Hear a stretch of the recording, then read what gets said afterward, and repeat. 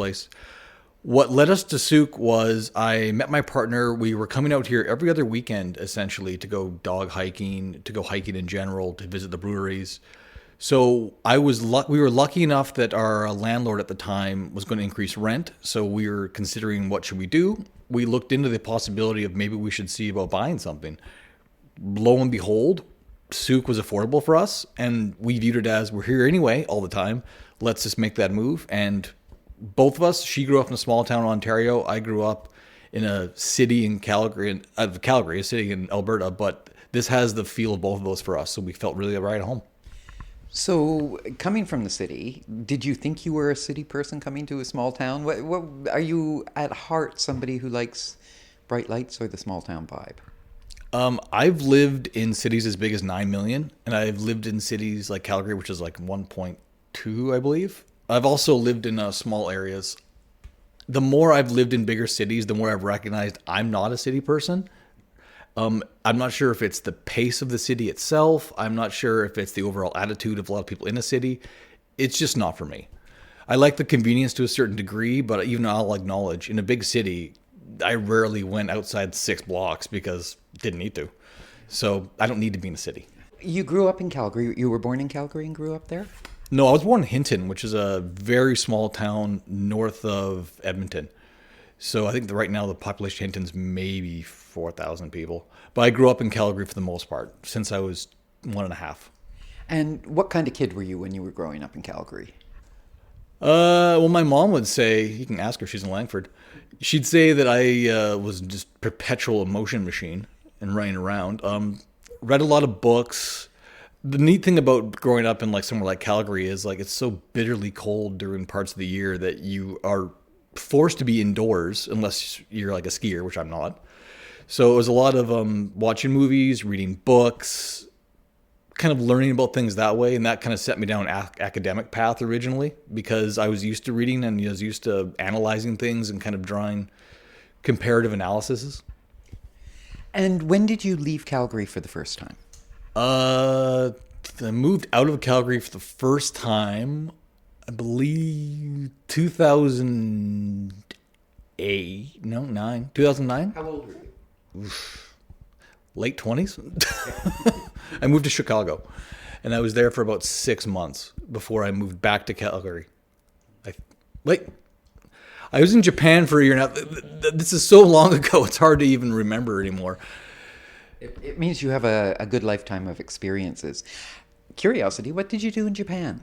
I originally went there to teach English because I had the opportunity to do so. Once I got there, I ended up working a relationship with the Toyota school board and the Aichi school board, prefecture school board. So I ended up becoming a phys ed teacher as well. So I would teach phys ed classes and English classes. So in a 7-day period, I taught usually 6 periods a day. Did you like teaching? I quite enjoyed it. Obviously, you're hampered to a certain degree because teaching English to foreign students that are in a curriculum that is not in that language, there's only so far you can get. But I found that building relationships with the localized community, I was able to create like tutoring programs. We were able to conduct other classes in English, i.e. phys ed. So, and then we were able to get the students more engaged. And I think that was a better version of what was being originally taught. And then I was able to coordinate with the Toyota school board about creating a new curriculum that focused less on like the traditional call and answer from a textbook and more of a situation so the students could learn themselves to, hey, language is adaptable, it's flexible. You're not, when you're talking to someone outside in public, you're not getting graded on it, so relax, just go for it, give it a shot. What did you find out about yourself in that experience? Because I hear some interesting things. I'd like to know what you found out about yourself. You know, it's funny because all the careers I've had, or like you could argue one career of the different jump off points, it's a confidence thing. You learn that no matter what background you have, majority of positions and jobs anyone can do. It's just a matter of how you approach it and how you do problem solving and figuring out what resources do I have, where do I get those resources, and how can I utilize them? That's really what I learned more than anything else. Being airdropped into a country where no one speaks your native tongue is very difficult. And so you look at immigrants who come to Canada that have that same experience, and It's tough. It's tough, but if you have the mindset and if you're prepared to do it, you can do it. How's your Japanese? Terrible. One of the biggest problems is when you're a 6'2" blonde guy in Japan, no one wants to practice Japanese with you. Everyone either thinks you're David Beckham or they ask you, "Hey, can I practice my English?" So you don't really get a chance to practice Japanese outside of doing it on your own. And at your own, you're home with your family. You're not going to speak Japanese, so it's bad. You can do the Duolingo version. That's about it. Or Google Translate. Yeah. So there you go. So, and how you mentioned Chicago, you've mentioned Japan. What are some of the other places you've traveled that have left an impact on you? Traveled or lived, two different things. I've also lived in Las Vegas, Miami, outside Los Angeles, Calgary, obviously, Langford here. I've traveled Germany, France, UK, Ireland, all those places. What the lasting impression is, you recognize that, and this would really directly relate to when you're talking about like even Sooke's infrastructure. There are ways you can do things where you can be in a situation or a place where the population is, we'll say, 10 times what Sooke is, but it doesn't feel that way. And they have all the services that you would want, and it feels more natural. It is doable. And so it's being able to walk away with, hey, I spent a month in Sicily and I saw this, and we could maybe try to incorporate this here, or I spent 2 weeks in Germany here and this could work. I think that's really what the takeaway is that there's more than one way to do things, and using your experiences, as trivial as they may seem to some people, can have a lot of benefit and a lot of boon. You've lived in the States quite a bit. Do you have reflections in this moment in time when things are changing in the States a lot, when the relationship with Canada is changing? What do you think of that, just given your time on both sides of the border? It's funny. I mean, I lived there during the second Obama administration and the first Trump administration. The differences are not as big as you think in terms of how it is now versus where it was. Americans traditionally, in my estimation, were always kind. They were always friendly, but they were always American first. So as like I worked for a company that was originally an Italian-based company, and I was the only Canadian, but my bosses were American, and they still would rather have hired an American. It didn't matter what their bosses want. That's what they wanted. So that national pride thing has always been there. It's just now it's more out in the open now, and there's less humility on that part. That being said, I mean, the relationship has changed. It's good that it's changed because it's showcasing there's a lot of deficiencies that we should be working on. That, much like Sooke, Canada spent a long time not investing in infrastructure in a sane way. We were too reliant on others, thinking, well, it'll take care of itself. And now we're recognizing that, oh, you know what? We really probably should have put money in our infrastructure in case of situations like this. So it's a good takeaway. It's a hard lesson to learn, but at the same time, it's going to have way better benefits come 5, 10, 15 years. You've talked about infrastructure quite a bit, and you've talked about finding solutions, solution-based. Where does that come from in you? I mean, if you look back on yourself as a kid or your own experiences, where does that orientation to life come? I think it's coming working for a long time in retail, where retail is all about problem solving and operations, and that's what the job is. And it's working for companies where I worked for companies where if you didn't make your numbers essentially 6 weeks in a row, you got laid off. So there was no option of, oh, we'll wait and see, or, oh, I'll ask someone else to do it for me. No, you did it or you didn't, and then that was it. So I think the infrastructure comes a lot too, because again, having lived in so many different places, having traveled to so many places, and then seeing even my mother, who's 82 in Langford, the struggles that she deals with, because Langford is just perpetually under construction. And for an 82-year-old who's not the best on her feet, not the best place, or access to medical care, again, tricky. So you look at it and it's 2025 and I live in Sooke and I love Sooke. That being said, do I think our infrastructure is where it should be at 2025? No. I think that there was several years where whoever was in charge were either, I wouldn't say asleep at the wheel, but definitely had a different mindset of how things were going to grow. And they didn't take into account what could happen. And I think that's where we're at. Your background in retail is interesting because in retail, the customer has another choice. They can choose to go somewhere else to buy. Correct. And so you need to convince them to stay with you. But in politics, the citizen doesn't have another choice. Once they've elected you, that's what they get. They for the term for 4 years. So how does that figure into your thinking in terms of your approach with the people that you serve in both cases? Well, I think you have to consider this, that it's a council. So I think a lot of people have this very strange view of how a counselor works, and that it's not an autocracy. So when someone makes a bold claim, I'm going to do this, you might not. There's a good chance you won't, because it's a consensus situation. It's working through all the hoops.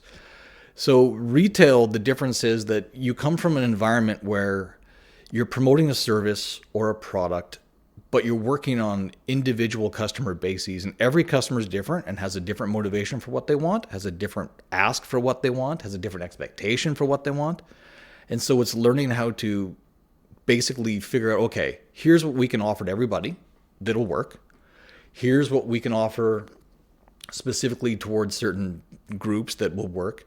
It's basically just analyzing all the data you can get between sales metrics and KPIs, between what your boss wants, what a visual merchandising team wants, what operations or ordering wants, and then figuring, okay, here's what we can get that's going to maximize our investment for customers, and customers are going to be maximized out. That's really what it is. So it's making sure that everyone gets fulfilled. I'm going to bring it up because you brought it up. We're going to talk about age here. Yeah. And because you brought up that you feel that you're a group that isn't represented on council. And the age, how old are you? 43.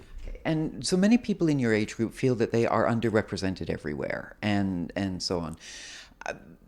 I applaud you for putting your hat in the ring and doing something about it. How do you view your approach to working across generations? Well, again, it comes from the customer service background operations. So I think I work collaboratively. The biggest thing to consider is that I'm lucky. So you look at the traditional makeup of what a city council is. Traditionally, it's older generations because they have the time to promote to it. You look at me coming from a non-political background and not in a situation where, like, I have a mortgage where I have to make payments, and it's a mortgage that I think most people, looking back 10, 15 years, would never have thought would happen. They'd all like, oh, the house can't be $500,000, $600,000, $800,000. That's insane. Well, here it is for a normal house. So the difference is, because I'm out of the box, I'm forced to think like out of the box. So working with those who are in the box is fantastic, because now we have the full 360 view. We have outside box, we have inside box, and we can find a common ground in between.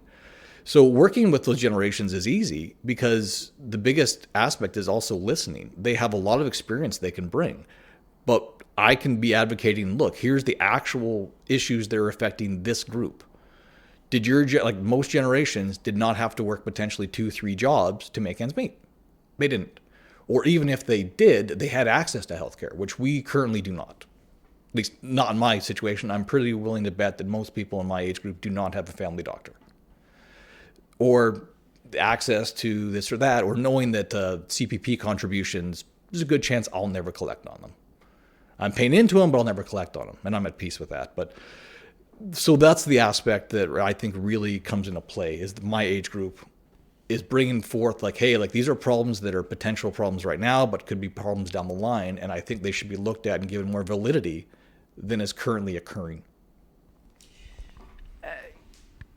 I'm hesitating because part of me wants to say, okay, this is an interesting discussion. I want to go down this road, because I don't disagree with what you're saying, but it's an interesting discussion. We can do part two. But we may well do part two one day. I'm going to switch instead back to infrastructure for a moment, because infrastructure can mean different things to different people. At its most base level, we tend to think it's streets and buses and sewer lines and that sort of thing. What do you think infrastructure is? It's split up between numerous categories. So I do think that the reality of what we need for infrastructure for Sooke, that we can do on a municipal level, because a lot of the issues that we're encountering, like the highway, for example, that's not necessarily our purview. And we can complain about it till we're blue in the face, but again, going to the province with just a series of complaints or a hat in hand hasn't really netted us much. All it's done is given the impression that we're antagonistic or that we think we know better, which we very well may. But that being said, your first approach to someone who you don't have a personal relationship with should not be, here's why I'm right, here's why you're wrong, give me something. That doesn't work ever. So infrastructure for us is like a threefold aspect. So the first aspect of it is the safety aspect, and that's infrastructure as in we should be looking into more streetlights so that we're not, it gets dark here. We do not need more darkness, more streetlights, putting crosswalks in where all the trailheads are, because we have issues of cyclists getting hit, pedestrians almost getting hit, equestrians potentially getting hit. That's a safety issue, which I think would also reduce some of the issues we're having in town. We have to investigate things like glow-in-the-dark paint. Now, I know that they were previously talked about glow-in-the-dark paint and the worry about environmental bleed out. There are paints that they use in Europe that do not do that, and that we could put on the inside the city roads so that when it's dark out and it's rainy, you could actually see the lines on the road, which in theory should stop some accidents. We should be looking at certain corners where there's obstructions, like a bush. Take it down so you can see it around the corner, because those blind corners are deadly. The infrastructure, so that's a simple aspect that we could easily do that's cost effective, that I think would net very long-term gains. And it shows the province, for example, that, hey, we're taking this seriously and we're trying to do what we can. We just need your help for the stuff that maybe is outside our reach. The other aspect of infrastructure is the stability aspect, and that is investing in the economy. It's creating jobs in Sooke. And that doesn't just mean like, oh, we're going to put up more mom and pop shops. It is bringing in a big box retailer. It is bringing in people that will pay corporate taxes, that'll help unburden those who are individual homeowners who are paying taxes. And it's also bringing jobs into Sooke. The more jobs we get into Sooke, the less people are on the road to go elsewhere, which also means more money spent inside Sooke. And that's what's needed. And we can't just make it all like, low paying retail jobs. Having an economy that's solely based on tourism and minimum wage is nothing to brag about. We need to attract everything we possibly can, light industry, technology, everything. What you're saying is very reminiscent of what a lot of people heard the mayor in Langford say about 15, 20 years ago. Do you think that's something that will resonate with people in Sooke? I think there's a big difference between approving every single permit that comes your way and recognizing that we need to change, but also recognizing we don't want a concrete jungle here. The other aspect is that this is not Sooke is not Langford and never will be. And I say that not just because, in my view, it'll never be Langford, because Langford's position is between Victoria and here. That's two larger municipalities. We are not between two municipalities. After us, you drive essentially to Shirley or to Port Renfrew, and they're not going to grow at like the same rate. So that's not an issue for us. We also have more of a greenery space, which we are actively trying to protect, and we've actually built into our community. But we can't use that as an excuse to just shoot down every single proposal thinking that, well, eventually the right one will come along. Because they won't. We will get the reputation, if we don't already have it, as not business friendly or not interested in change, or again, much like I said previously regarding our approach to the government, just antagonistic. We know better, and it's our way or the highway, which does not benefit anybody. Can you give me an example of something, it doesn't even have to be from Sooke, where you feel like there were these kinds of big and more general problems, and you were able to isolate a solution that was a helpful solution?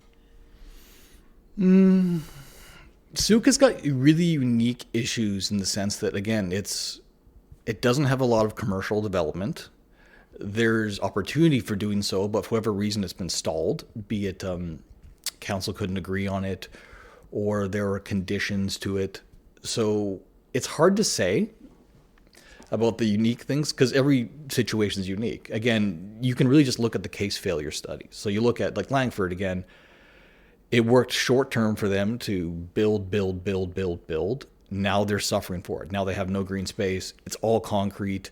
They're increasing property taxes by insane amounts because they tried to do that zero approach.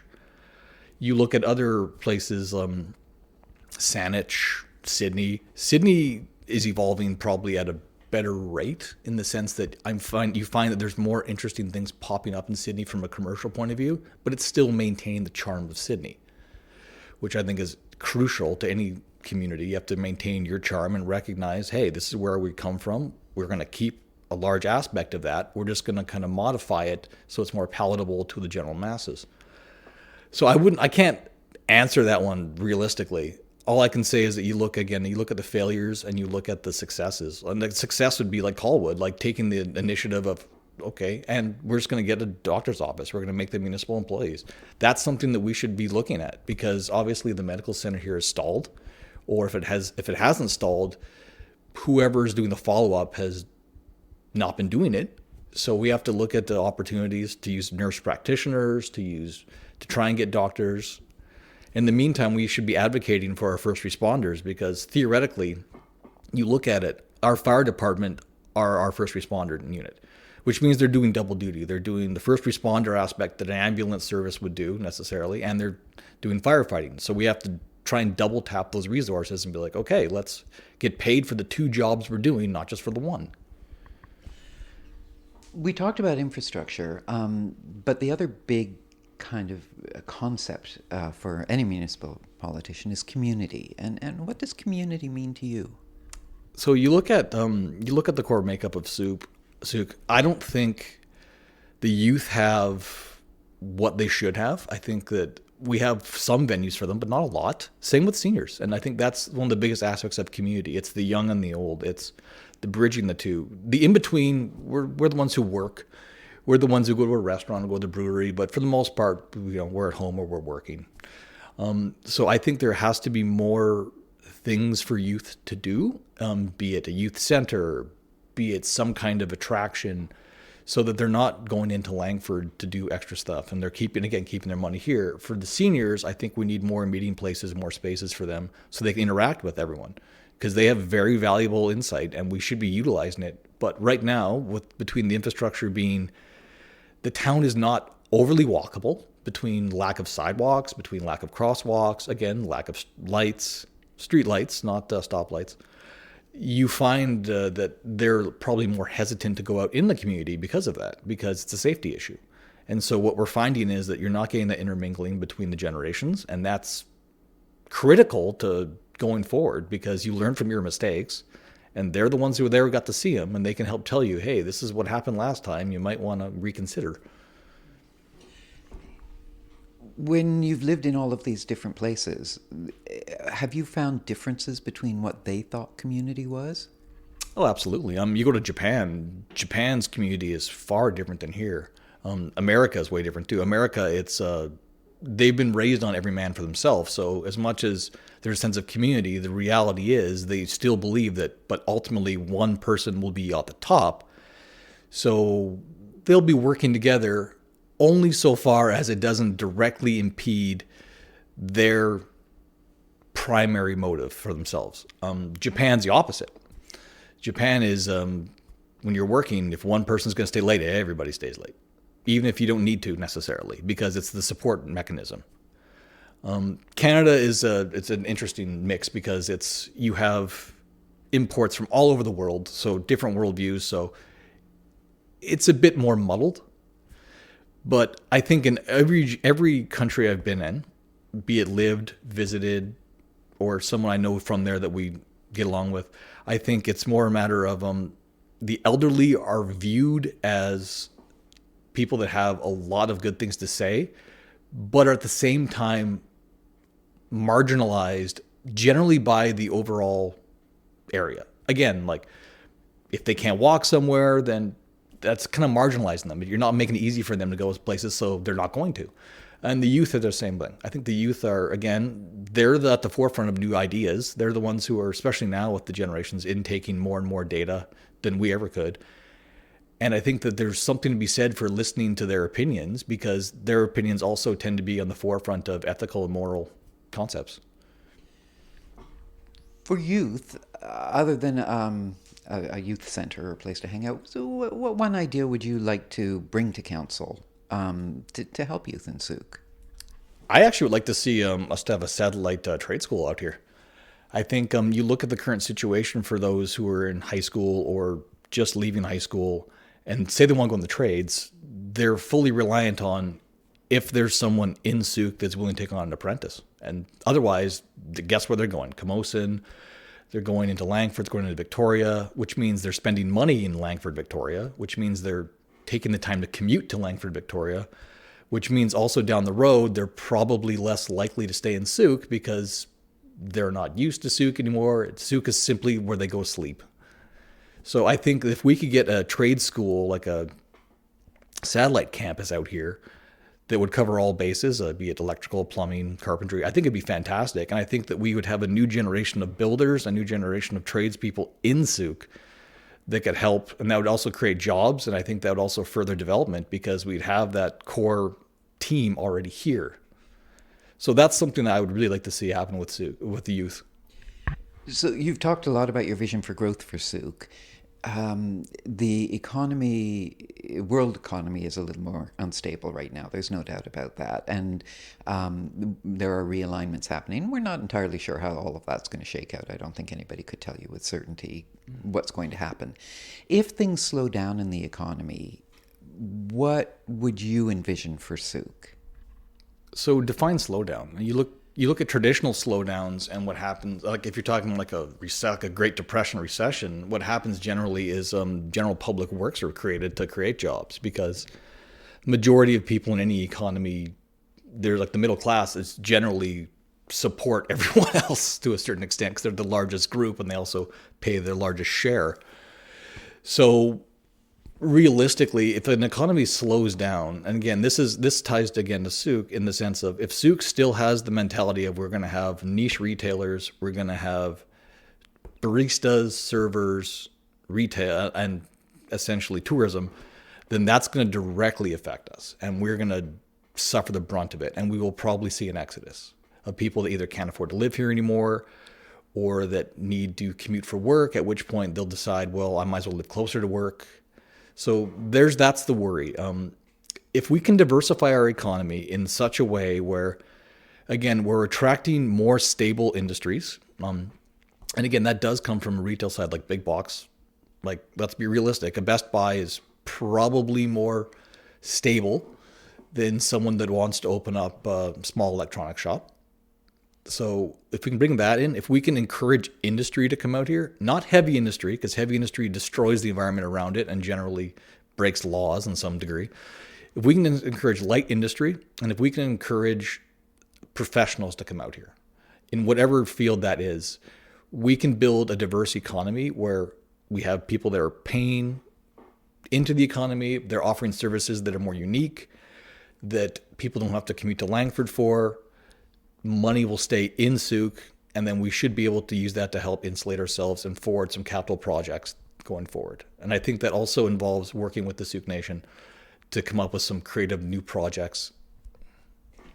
I'm going to change gears completely here. What kind of music do you listen to? Oof, all over the place. I got my iPod right next to me, and it's got 20,000 songs on it. Every genre you can imagine, except dubstep. I don't think I have dubstep. So what would you say is your favorite genre or favorite song at the moment? Don't have a favorite song, too many to pick from. Favorite genre, all my friends and my wife would say I probably edge towards classic rock. And like actual classic rock, like 70s, late 60s, 70s, and maybe 80s rock.